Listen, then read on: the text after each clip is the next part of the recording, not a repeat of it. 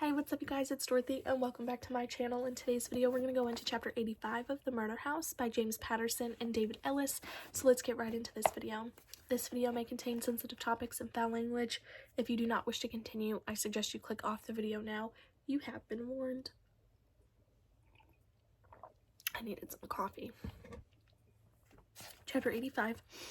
I parked my car on the shoulder of the road just as I did last night, and I approach his house with caution just as before.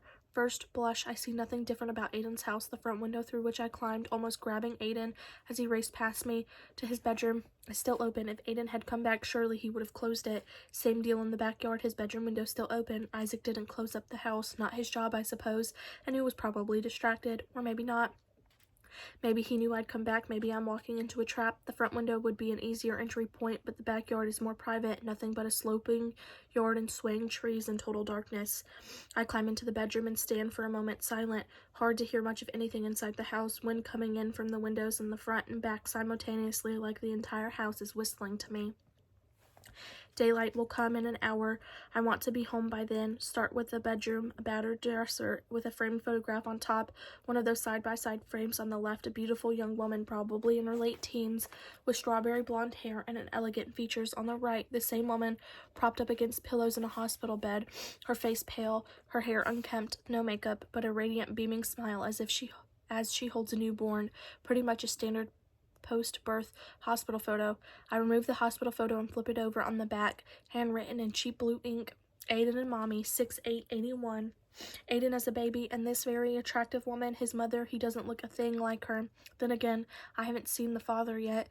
I replace the photo and open some drawers, having no interest in his clothes or underwear, but hoping for anything else that might be tucked away in here. When I get to the final drawer, I don't find clothes at all. I find a small photo album, a cheap one you'd get at a convenience store with plastic sleeves to hold photos. Most of them are of his mother, going back as far as the hospital photo. Little Aiden, with those raccoon eyes, even as an infant, appears once or twice, and I get the first shot of the father, the cheek pressed against Aiden, smiling for the camera, a strong resemblance to Aiden, deep-set eyes and straw-colored hair.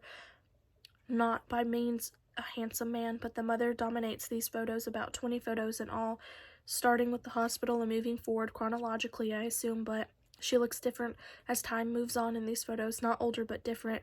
Hard to tell how much she has aged, not too much, a year or two at most, but a definite change. Her eyes darker, deeper, looking more gaunt, more tired.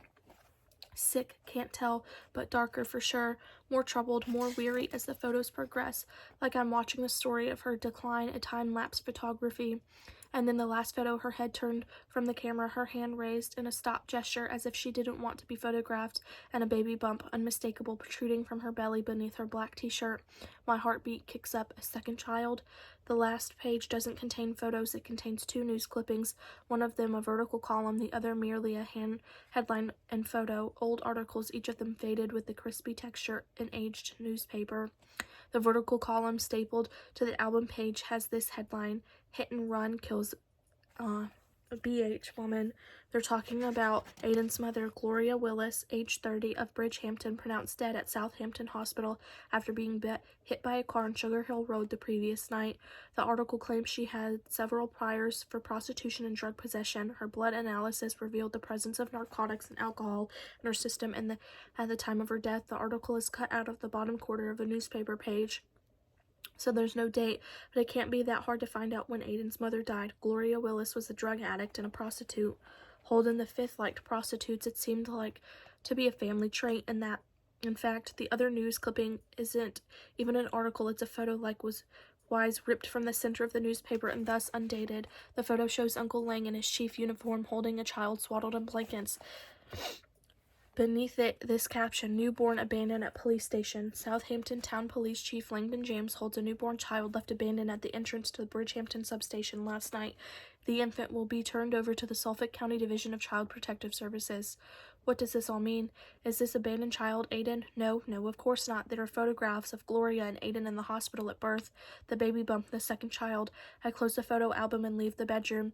In the kitchen, there is a door that could possibly be a door to a pantry, but my money says it's a door to the basement with those wax figurines arranged perfectly like a family portrait. It's time I got a better look at them. That is the end of this chapter. I will see you guys in the next video. Bye.